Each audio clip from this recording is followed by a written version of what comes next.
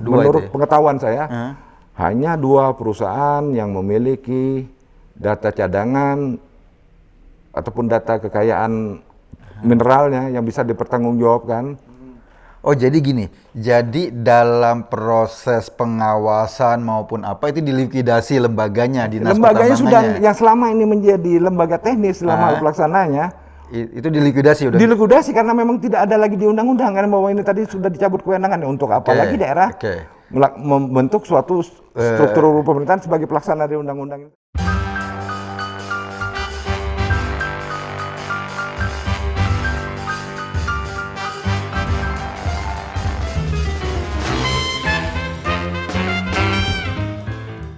Oke, selamat pagi, siang, sore, atau malam. Saya nggak tahu kapan Anda menyaksikan acara diskusi kita kali ini. Tentu Anda pernah nonton atau pernah baca buku yang fenomenal Laskar Pelangi. Itu settingnya di daerah Belitung. Dan kita tahu Belitung itu salah satu kekayaannya adalah tambang timah. Dan pada film itu juga diceritakan bagaimana masyarakat hidup dari timah. Nah, sekarang kita mau bicara juga nih soal Belitung, Bangka, dan timah. Saya punya tamu, Pak Teddy Marbinanda ya Pak Teddy. Pak Teddy ini salah seorang praktisi yang menggeluti dunia pertimahan lah ya. Nah, sebetulnya di Indonesia katanya itu timahnya luar biasa Pak Teddy ya. Oh iya. Sangat banyak Pak ininya, apa namanya, cadangan dan hasilnya. Cadangan dan hasilnya, dan memang sudah dieksploitasi ini sejak lama ya, sejak abad 17. Sejak abad 17 di Bangka Belitung? Di Bangka Belitung mulai dari Kesultanan Palembang, kemudian era POC, kemudian masuk era Inggris juga, kemudian Hindia Belanda, kemudian era kemerdekaan sampai dengan sekarang. Nggak habis-habis. Alhamdulillah masih ada dan terus dieksploitasi. Ini luar biasa, ini kayak ada mukjizat di Bangka Belitung ini. Nah begitulah, jadi terus ada dan terus memberikan manfaatnya bagi masyarakat. Gitu. Tapi kabarnya belakangan PT Timah malah kedodoran sekarang ini secara ekonomi, secara perusahaan. Ini kenapa nih Pak Teddy? Ya, jadi PT Timah sebagai salah satu dulunya menjadi BUMN yang bertanggung jawab penuh terhadap eksploitasi timah di Pulau Bangka Belitung. Ini tadi termasuk di Kepri ya, di Pulauan Singkep pada dahulunya. Di era yang sekarang ini, artinya semenjak bahwa adanya diberikan izin kepada perusahaan-perusahaan selain PT Timah untuk mengeksploitasi timah kemudian melebur logamnya, logam pemurniannya tadi, berhadapan dengan kenyataan bahwa lahan-lahan yang termasuk di dalam wilayah IUP mereka dalam hal ini banyak dikerjakan oleh ada penambang rakyat yang dapat dikategorikan sebagai illegal mining, artinya bahwa mereka tidak memiliki izin ataupun menambang tidak pada tempat yang diizinkan, seperti sepadan pantai, kemudian kawasan hutan ataupun apa, yang kemudian dalam hal hasil akhirnya berupa produk mereka berupa biji timah ini tidak juga diserahkan kepada pemilik IUP-nya dalam hal ini, atau dijual kepada pemilik IUP yang dalam hal ini ada PT Timah, tapi kepada pihak-pihak selain PT Timah, yang dalam ini yang nampungnya adalah para smelter swasta timah yang nantinya akan dijadikan logam timah dan dijual ke bursa sebagai hasil daripada produk mereka, sebagai hasil dari UP mereka. Jadi sebetulnya ini ada izin PT Timah di satu wilayah, tetapi kemudian dieksplorasi bukan oleh PT Timah, mungkin oleh masyarakat gitu masyarakat setempat atau pihak mana lah yang tapi mestinya kan mereka menjualnya ke PT Timah agar harusnya karena ini adalah dalam wilayah dia, ini memiliki izin, kemudian juga dieksploitasi secara dengan melaksanakan kaidah pertambangan yang baik dan benar, kemudian juga nanti produk hasilnya tetap dalam pengawasan PT Timah, nantinya akan dalam pengelolaan dan produk hasilnya. Karena nanti akan pasca tambangnya juga akan dilaksanakan reklamasi oleh PT Timah terhadap barang itu tadi. Nah inilah yang kita anukan, yang terjadi adalah dieksploitasi. Ini boleh bukan pihak-pihak yang bekerja sama dengan PT Timah, kemudian juga produknya ini lari ke pihak luar bukan PT Timah. Yang bertanggung jawab terhadap lahan ini PT Timah. Akhirnya PT Timah pun menjadi tidak bertanggung jawab karena tidak bertanggung jawab bukan wilayah bukan dia mereka ya. yang eksploitasi, tidak termasuk dalam blok kerja ataupun rencana kerja mereka. Walaupun ini kemudian IUP ya hal kontradiksi-kontradiksi yang begini yang terjadi yang di lapangan, yang akhirnya menyulitkan kemudian menyebabkan ketidakharmonisan dalam beberapa sektor ini tadi dalam hal ini pemerintah mempertanyakan ataupun apa dalam hal industri pertimahan yang ada sekarang ini. Oke. Jadi pemerintah mempertanyakan kok PT Timah hasilnya nggak maksimal gitu loh. Salah satunya ini tadi, kemudian juga terhadap laju kerusakan lingkungan apa segala macam ini. Dipertanyakan kepada sini, padahal PT Timah juga kadang-kadang dalam lokasi mereka yang sudah direklamasi pun, yang sudah mine out, yang sudah tidak layak untuk ditambang, terus dikelola oleh masyarakat, akhirnya rusak lagi ya apa yang sudah direklamasi ini tadi. Yang terjadi begitu. Satu penekanan yang mau saya sampaikan di sini adalah bahwa kembali kepada sejarah daripada penambangan timah ini tadi, bahwa sebenarnya di rezim Undang-Undang Minerba yang berlaku pada tahun 2009 kemarin, bahwa yang baru menetapkan kita nanti tidak boleh lagi melakukan ekspor dalam bentuk raw material ataupun ore terhadap ini industri pertimahan ini sudah melakukan itu sejak dahulu. Jadi mewajibkan tidak boleh lagi ekspor dalam bentuk ore itu PT Timah sudah duluan sebelum Undang-Undang Minerba ini berlaku. Jadi udah diolah duluan. Sudah diolah dan harus dalam bentuk logam ini sudah terhadap logam timah ini sudah lebih dahulu. Jadi yang terjadi mendahului kemudian seharusnya bisa menjadi suatu permodelan terhadap industri timah. Tapi dalam hal penerapan lebih lanjutnya, apa-apa yang dia malah sebenarnya setback terhadap industri timah ini tadi. Jadi di saat ini baru mau mewajibkan untuk mendirikan smelter, yang lagi kasak kusuk sekarang terhadap nikel ataupun logam apa segala macam. Tapi di timah ini udah duluan karena ini dari semenjak tahun 2007-an pun sudah wajib dalam bentuk logam. Kemudian tata niaganya yang sudah paling rapi dan wajib dijual dalam bursa dalam negeri adalah timah. Jadi tata niaga. Nah, yang terjadi belakangan ini yang menjadi kontradiksi ataupun apa adalah aturan dasarnya. Jadi semenjak terjadi revisi terhadap Undang-Undang Minerba, kemudian ini kewenangan ini diambil oleh pusat, tidak ada lagi kewenangan di daerah. Nah, kontradiksinya terjadi kenapa saya bilang ini tadi? Karena aparatur yang di daerah pun turunan daripada undang-undang ini berupa PP, Permen, Kepmen belum ada. Jadi baru undang-undang besarnya saja, di daerah belum ada aturan yang lebih detail gitu ya. Nah, ini menjadi kenapa terkait dengan ini tadi, akhirnya kan memang di daerah dengan pencabutan kewenangan ini tadi terjadi likuidasi kan, artinya di dalam hal struktur pemerintahan apa segala macam. Tadinya ada dinas pertambangan ya, dinas SDM ataupun apa di kabupaten kota. Dengan adanya melalui undang-undang pemerintahan daerah waktu itu dicabut kewenangannya kabupaten kota likuidasi nih, tidak ada lagi dinas pertambangan di kabupaten kota. Kemudian melalui undang-undang yang baru nih bahwa kewenangan terhadap pertambangan tidak ada lagi di tingkat provinsi tapi dikembali ke pusat untuk logamnya ditarik oleh pusat. Nah, akhirnya dilikuidasi dinas pertambangan yang ada di sana. Nah, dalam satu sisi turunan daripada undang-undang ini tadi terhadap nanti bahwa setiap perusahaan tambang itu wajib melakukan RKAB ataupun apa segala macam ini tadi masih diberikan kepada daerah. Jadi gini, jadi dalam proses pengawasan maupun apa itu dilikuidasi lembaganya, dinas lembaganya pertambangannya. sudah yang selama ini menjadi lembaga teknis selama pelaksananya itu dilikuidasi udah. Dilikuidasi karena memang tidak ada lagi di undang-undang kan bahwa ini tadi sudah dicabut kewenangan untuk apa lagi daerah membentuk suatu struktur pemerintahan sebagai pelaksana dari undang-undang ini tadi lembaganya kan ini tadi. Terus tapi ketika pas kan pertambangan ini harus wajib bikin, jalan terus wajib bikin RKAB ya. Salah satunya adalah RKAB yang RKAB nanti itu apa tuh? Rencana kerja dan anggaran biaya yang disusun oleh pihak perusahaan untuk mendapat persetujuan daripada pemerintah selaku yang memberikan izin dalam hal ini untuk rencana produksinya yang nanti pada akhirnya terkait dengan kuota ekspor mereka, jadi persetujuan ekspor mereka. Oke. Nah, jadi, RKAB ini siapa yang menyetujui?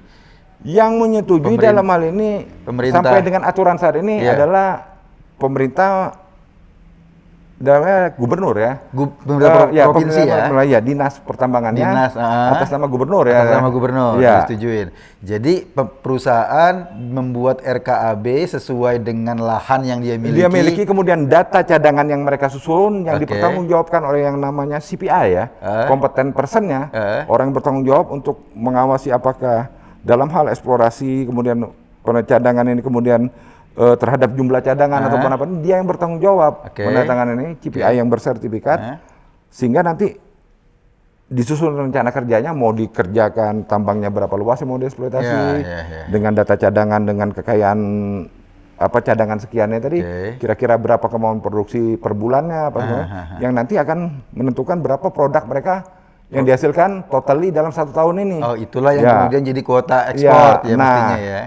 Yang terjadi kan bahwa pihak yang menyusun ini tadi KPI-nya pun termasuk KPI yang bersertifikat atau enggak, artinya orang ini apakah cuman main tembak aja datanya, apakah melakukan eksplorasi yang memang sesuai kaidah yang ditetapkan secara baik dan benar itu dilakukan atau tidak, apakah karena memang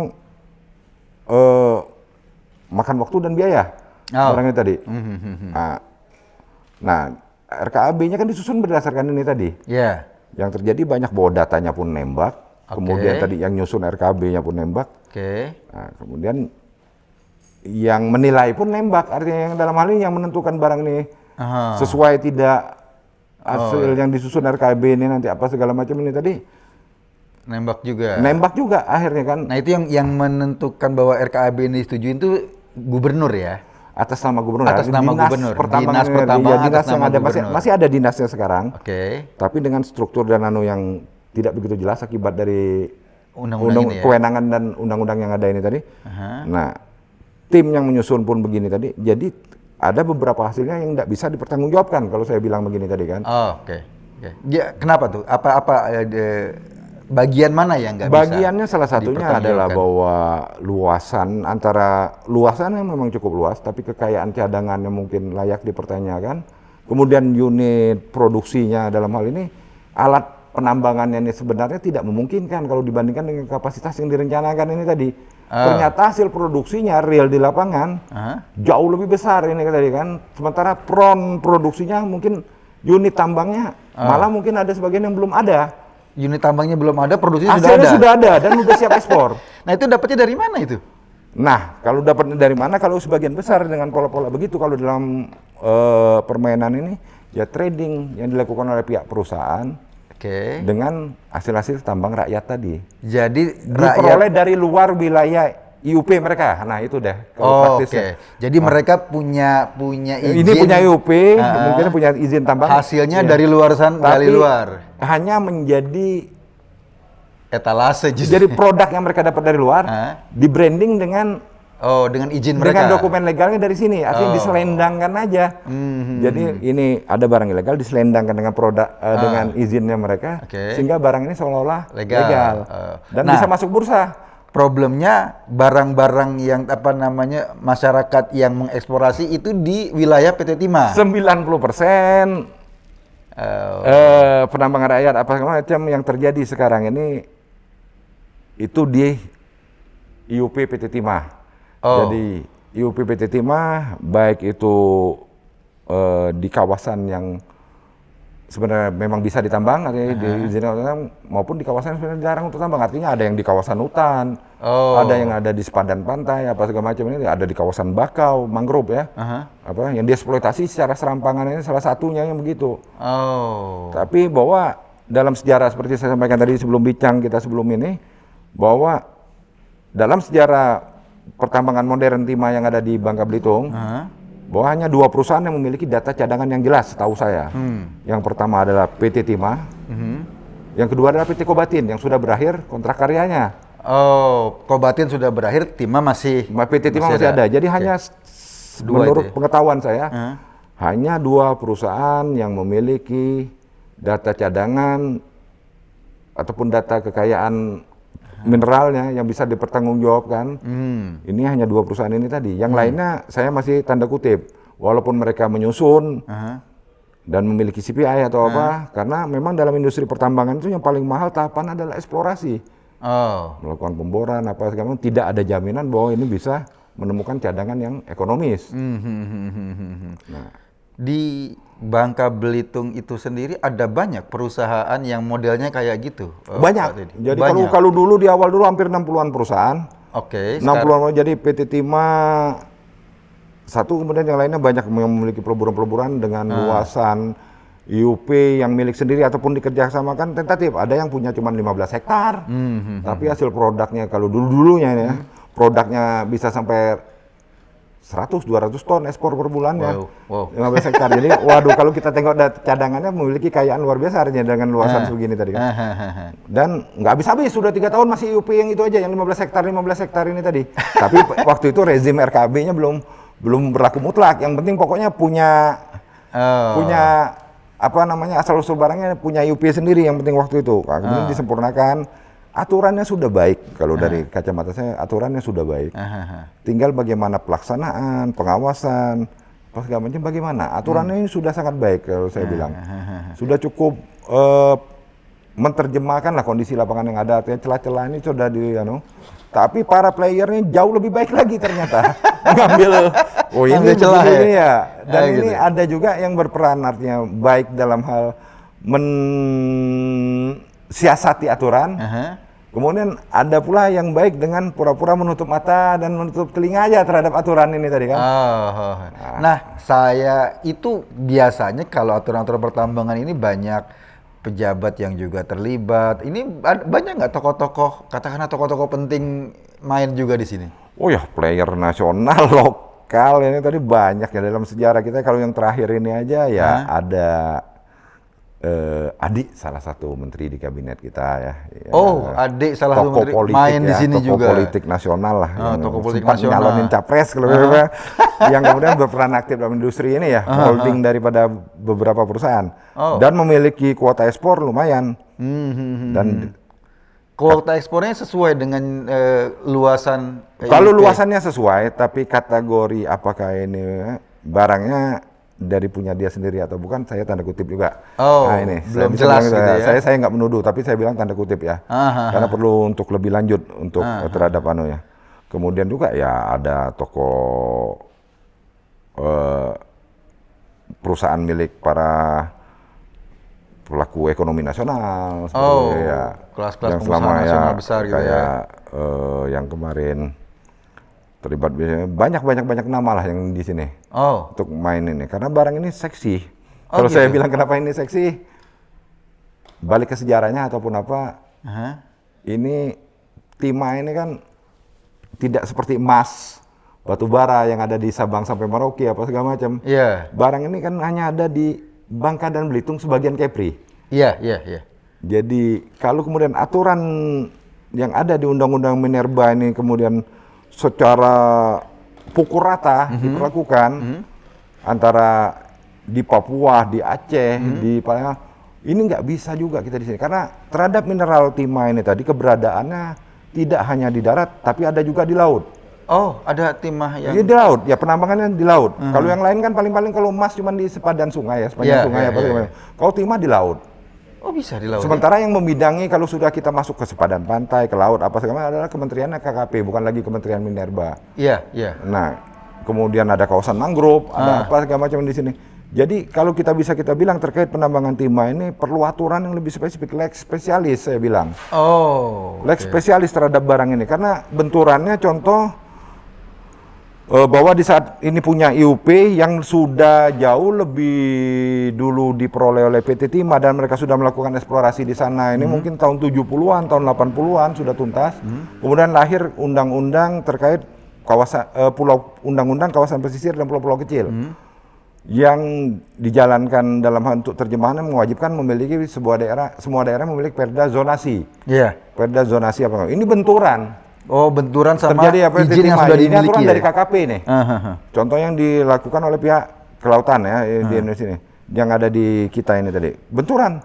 kalaupun harus dilaksanakan zonasi ataupun terkait daerah tangkap, kawasan wisata, kawasan kawasan penggunaan umum artinya bisa untuk IUP tambang, ini lebih dari 50% kawasan ini akan hilang.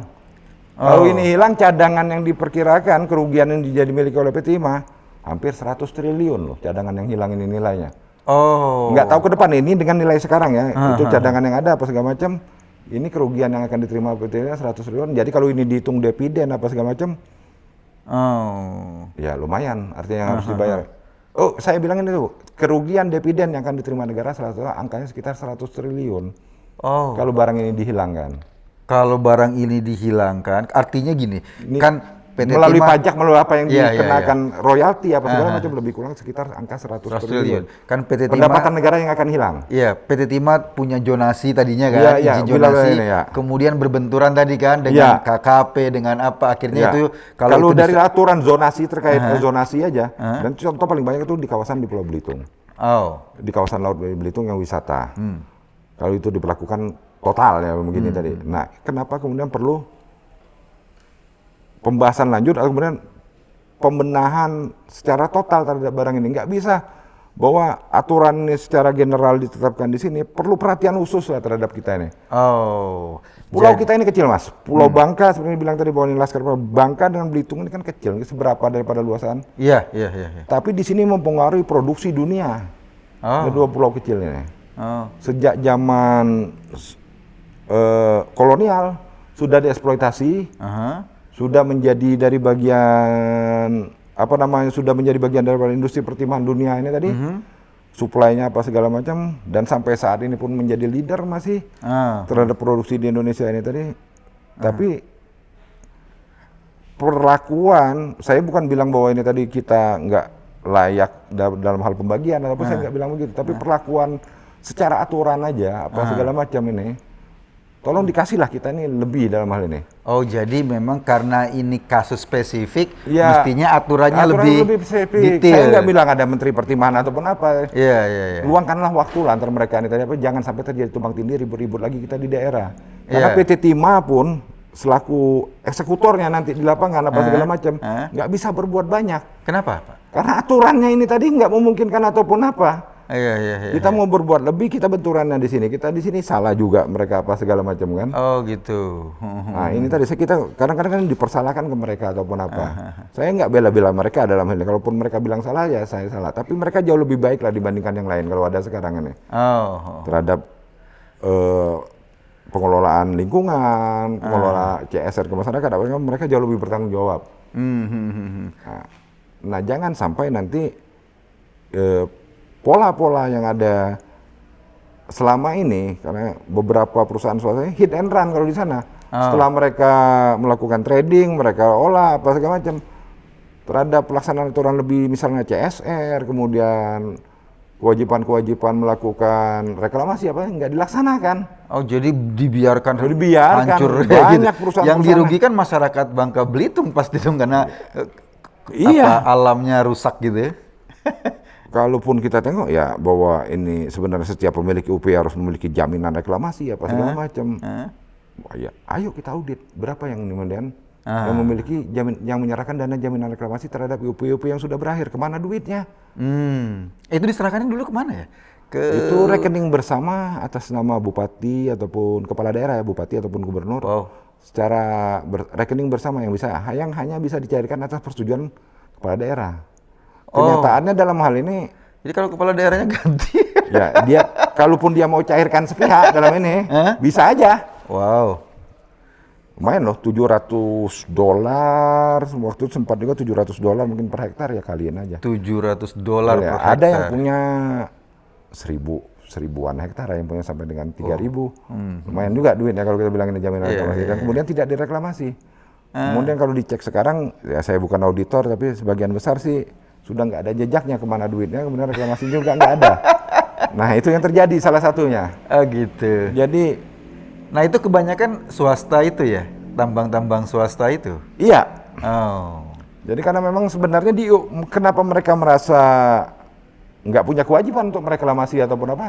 Karena mereka pun nggak pernah melakukan kegiatan tambang, mereka hanya trading, beli aja. Oh, jadi mereka izinnya tambang, Izinnya tapi di sana, mereka belinya dari sini. Ya kadang-kadang batas wilayah yang mana bekas, yang masa mana masuk IUP dia atau enggak juga dia nggak tahu. Kadang-kadang yang terjadi di tempat kita itu dulunya yang terjadi begitu.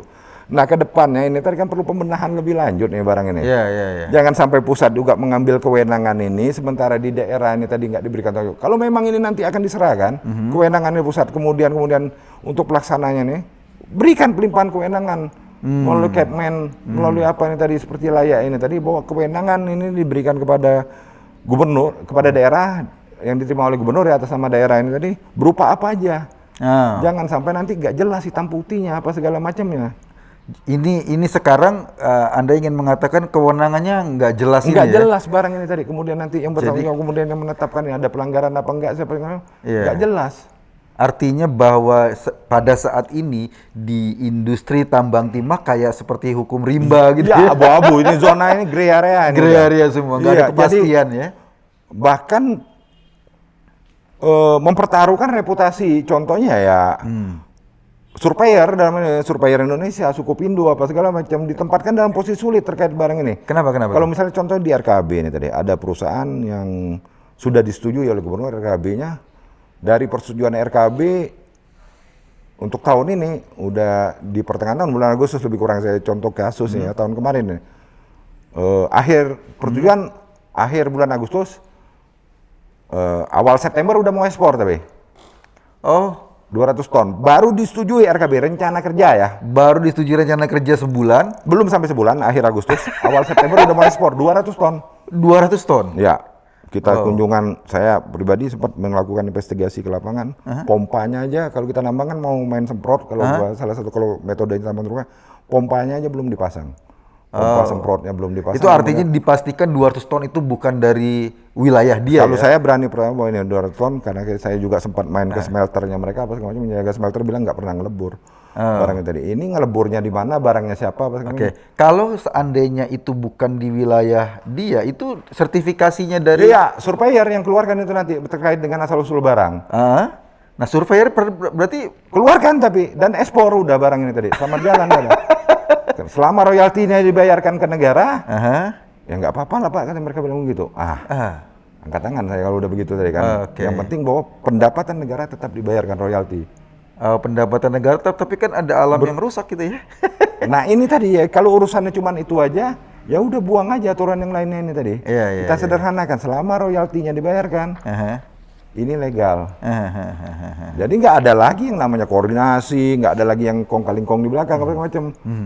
Ini kan membuat menjadi lebih murah nanti ya urusan ini. Tapi urusan ini sudah terapkan aja kata kita royalti yang jauh lebih mahal karena nggak ada lagi kong-kalingkong dengan aparatur apa segala macam, mau dari mana aja kayak apa macam.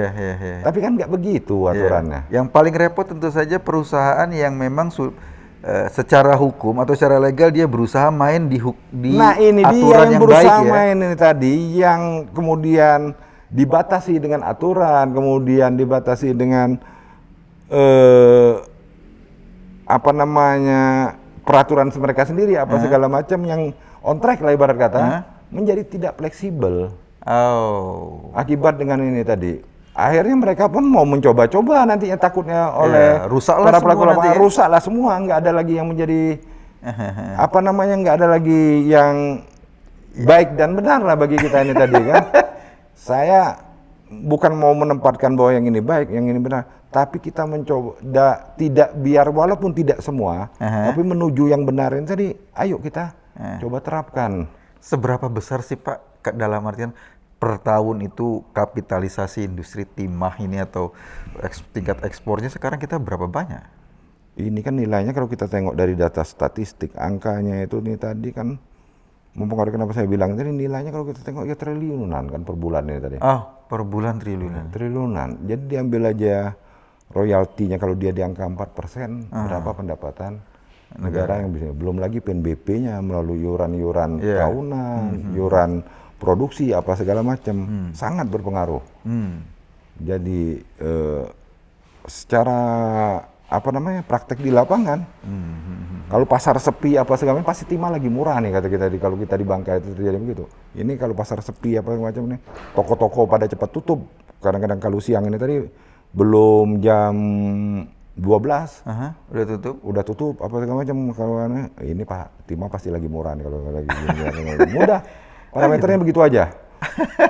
Nah, kalau di masyarakat Bangka Belitung sendiri berapa kuat apa masyarakat terlibat dalam industri ini atau mengeksplorasi timah atau menikmati?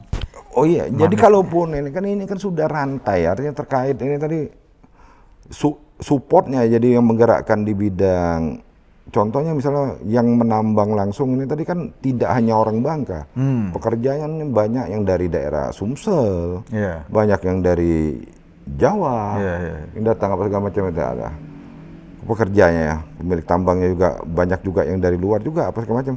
Nah tapi kan kaitan atau perantai daripada industri tambang ini panjang, mulai daripada spare part, engine-nya, pompa, kemudian juga pengolahannya, bahan bakarnya, apa segala macam, kemudian juga yang menjual makanan apa, ini sudah terkait langsung panjang ya rantainya. Ekosistemnya udah terbentuk ya. Jadi saling support antara ini tadi ya. Jadi kalau sektor induknya ini tadi lesu, macam yang penunjangnya apa lagi? Karena ini terkait langsung. Nah kalau dalam kondisi sekarang ini bergerak karena harga di lapangan bagus harganya. Oh harga lagi bagus kan? Bagus ini logam terus naik kan trennya baik itu. Kalau kita tengok saham pun harga logam dunia pun cenderung trennya positif. Di saat yang lain lesu, yang ini positif. Nah maksud saya dengan adanya perlu pembenahan lah. Jadi waktu masih panjang, waktu masih ada apa segala macam. Kita minta sedikit perhatian lah dari pusatnya terhadap kita yang ada di daerah ini tadi. Saya bilang bahwa pemerintah daerah salah, tidak.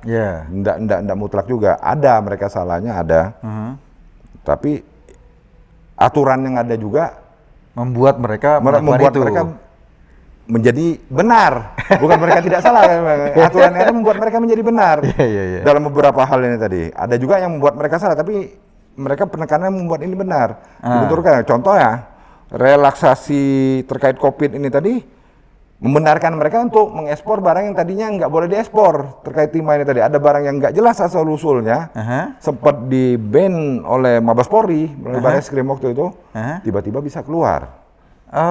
Milik beberapa perusahaan. Karena waktu itu 2 tahun yang lalu 2018 ini sempat di-ban ini barangnya. Oleh Mabes Polri melalui Barreskrimnya karena asal usul barangnya nggak jelas. Pada saat mulai diberlakukan aturan RKB tadi. Semestinya sekarang juga sampai detik ya barang ini di-ban nggak boleh keluar apa macam. Tiba-tiba dengan adanya relaksasi keputusan presiden waktu relaksasi ekonomi terkait COVID-19, akhirnya boleh keluar. Ini boleh keluar.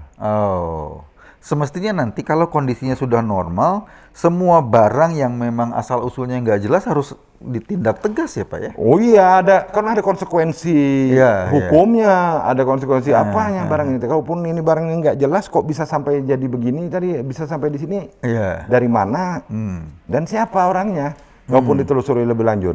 Nah, contoh kenapa saya bilang ketegasan, kalau ini udah di-ban, udah dilarang, kok ini bisa keluar? Yang nge-ban ini kemarin siapa nih orangnya? Kok itu ini yang saya lebih lanjutnya. Gitu ya? Iya. Ini kabar eskrimnya siapa kan kemudian? Tapi saya nggak mau masuk ke wilayah sana lah. Kok ini tiba-tiba bisa keluar? Artinya bahwa ada banyak dalam tanda kutip kekacauan aturan di lapangan ya? Nah ini tadi bahwa rentang ini adalah kewenangan pusat, kewenangan daerah, apa segala macam. Ini punya siapa? Jangan sampai kita kebingungan dalam hal penerapannya ini tadi kan. Kasihan kawan-kawan yang melakukan praktek ini tadi. Jadi kalau kepastian berusaha itu nggak ada nantinya. Ini aturannya kita tunggu lagi lah. Nanti berubah apa enggak? Iya.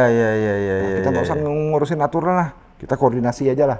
Pokoknya yang penting mau yang kira-kira yang bakal ini diajak main mata aja lah pokoknya. Itu bahaya juga kalau kayak gitu kan? Ya bisa rusak semua nanti karena sebelanga lah kita jadi rusak ya. Iya. Kalau udah beginian, tetap negara yang kita kangkangi kan artinya. Iya. Negara ini siapa? Negara ada di mana? Penting kita di daerah ini aman lah begitu. Jangan pernah dimulai karena apa? Bahwa kekayaan alam ini ya milik bangsa, kemudian kita juga harus bijak dalam pengelolaannya terkait dengan masih banyak nilai ekonomis yang belum terkelola secara maksimal dalam industri pertambangan timah ini tadi. Di saat kita menambang timah ini ikut tertambang ataupun keterdapatan yang ada sebagai mineral ikutan itu adalah rare earth, mineral logam tanah jarang. Oh, ada juga? Oh, banyak sekali. Kita contohnya beberapa mineral yang tadi, zirkon, apa segala macam ini kan, yang itu keberadaannya kan luar biasa, nilainya tinggi, malah sebagian itu lebih tinggi daripada harga timahnya sendiri. Iya. Nah, itu kan selama ini hanya menjadi mineral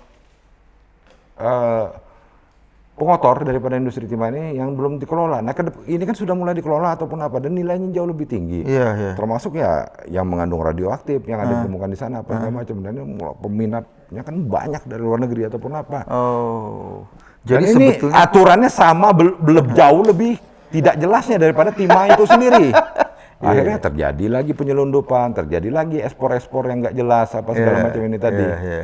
Dan kalau saya tangkap polanya memang sengaja barang ini tadi nggak perlu dibuat hitam ataupun putih dipertegas, ya biarkan aja abu-abu. Biar abu-abu, biar gampang mengolahnya biar di lapangan. semuanya masih bisa bermain kalau ini barang ini abu-abu.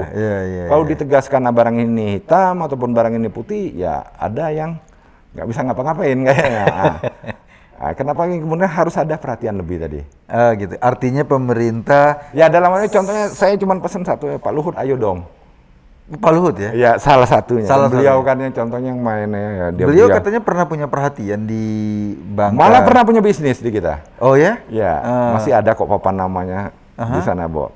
Ada merek salah satu perusahaan yang dari grupnya dia zaman beliau. Sekarang masih ada? Masih ada PT Tobatin ya salah satu. Masih. Oh, enggak, kalau produk enggak lagi. Oh, udah enggak lagi. Beliau pernah punya story lah artinya dengan pertimahan Bangka ini. Ayo dong, curahkan sedikit lagi perhatiannya ke kita. Atau Menteri SDM juga lebih serius lagi. Ya, lebih serius karena era kemarin kayaknya cuman perhatiannya migas kan kalau yang di kabinet yang kemarin. Coba dikit bahwa pertanggungjawaban terhadap revisi Undang-Undang Minerba ini turunannya, kemudian hal-hal terkait timah yang memerlukan aturan lebih lanjut ataupun apa ini tadi, tolong dong ini tadi. Bagi masyarakat Bangka Belitung sendiri, kira-kira apa yang menjadi hal yang penting untuk dibenahi di sana, Pak? Selain industri berkenaan dengan eksplorasi tadi, apa yang lebih penting dibenahi, Pak Teddy? Yang lebih penting jadi artinya bahwa masyarakat Bangka Belitung ini tadi ya tetap bisa menjadi bagian daripada industri pertimahan ini sendiri. Jadi bahwa mereka tidak hanya menjadi penonton, kalau bisa untuk menjadi pelaku dan mendapatkan manfaat sebesar-besarnya daripada ini. Dan kemudian nanti pasca penambangannya sendiri mereka tidaklah menjadi bagian yang paling menderita, artinya dalam pasca tambangnya nanti bisa dipersiapkan untuk jauh lebih baik ataupun apa. Kemudian nanti saya belum bicara pasca tambangnya juga, artinya tidak ada lokasi pun kalau ada nanti next yang harus ditambang, artinya dalam hal ini ada mineral ikutan ataupun apa segala macam, karena mereka sudah familiar dengan dunia ini ataupun apa, mereka tetap akan jadi player, tapi tolong pertegas mana-mana yang boleh, mana-mana yang tidak, mana-mana yang salah, mana-mana yang benar, apa segala macam, sehingga industri ini akan berkelanjutan. Dan masyarakat itu tidak menjadi tersisihkan, masyarakat akan tetap menjadi bagian daripada industri ini. Pak, yang terakhir nih barangkali statement yang paling penting bahwa kan kalau bisa saya simpulkan ya, kesimpulannya pemerintah harus lebih detail. Detail membahas atau aturan tentang tambang timah khususnya gitu kan. Jangan sampai nanti dalam hal ini player yang ini diwajibkan kena ini melakukan ini, yang ini boleh nggak perlu ini. Jadi lu boleh nyetir, nggak bawa SIM, nggak punya BPKB, mobilnya siapa aja, yang ini mesti mau mobil lu sendiri, punya SIM, punya STNK. Jadi detail aturannya dan juga fair ya. Iya, fair dalam hal ini. Semuanya. Iya. Oke. Nah, dalam konteks ini berarti yang lebih bertanggung jawab harusnya Menteri ISDM ya, Pak ya? Oh ya, karena memang kewenangan terhadap ini adalah Menteri ISDM. Ya kalau memang perlu dilakukan moratorium dulu ya, ayo moratorium. Tapi benahi. Iya. Benahi kalau mesti moratorium dulu, stop dulu semua. Ayo stop dulu. Tapi serius benahi ya. Benahin dulu. Kapan limit waktunya begini tadi? Apa yang terjadi? Ayo kita melakukannya moratorium dulu kata kita macam. Kemudian tengok yang baik. Oh ini baik, boleh main. Yang ini stop dulu. Atau ini harus stop total. Jangan sampai yang pegang license ataupun yang pegang ET-nya sekian jumlahnya, yang benar-benar main ini sekian. Yang lain cuman di dagang-dagangin aja. Begini loh, bisa loh. Kalau mau ekspor, lu punya produk ada. Ini kita punya kuota nih. Lu pakai kuota kita. Bisa aja begitu, Mas. Jual DO ya, jual stempel. Jual DO deh pasnya. Jadi cukup sudahlah kalau di zaman sekarang ini. Ya, begitu aja Mas Eko. Oke, terima kasih Pak Teddy. Ini luar biasa sebetulnya kalau kita kembali nonton film Laskar Pelangi, itu kisahnya tentang timah dan itu tahun 70-an settingnya, dan sampai tahun 2000-an masih Indonesia masih kaya dengan timah di Bangka dan Belitung. Kita berharap sebetulnya industrinya makin lama makin sehat, makin berkembang dan makin memberikan kesejahteraan buat masyarakat. Tapi untuk sampai kayak gitu, aturannya harus fair. Tadi seperti hasil diskusi kita, pemerintah harus bisa memberikan perhatian lebih karena timah ini merupakan tambang yang spesifik, hanya ada di Bangka, Belitung, dan sebagian Kepri, tidak ada di seluruh Indonesia. Karena itu perlu aturan-aturan yang lebih spesifik. Pemerintah daerah, pemerintah pusat harus lebih tegas agar semua pemain yang ada di Bangka Belitung di industri timah itu bisa jalan dengan cara yang baik dan benar. Dan jangan lupa lingkungan juga penting. Biasanya lingkungan bekas tambang itu bahaya buat masyarakat, karena itu perlu ada reboisasi dari kalau di kehutanan, atau mungkin reklamasi ya kalau di tambang. Reklamasi penting, galian-galian itu penting lagi untuk ditambal agar tidak membahayakan. Ini diskusi yang menarik, barangkali kita akan teruskan pada diskusi-diskusi kita selanjutnya. Terima kasih Pak Teddy atas nama Cokro TV. Kita seruput dulu kopinya, Pak. Bisa, saya udah duluan. Udah duluan ya. Kita seruput kopi dan kita ketemu lagi nanti. Saya Kang Tadi. Terima kasih. Assalamualaikum warahmatullahi wabarakatuh. Waalaikumsalam.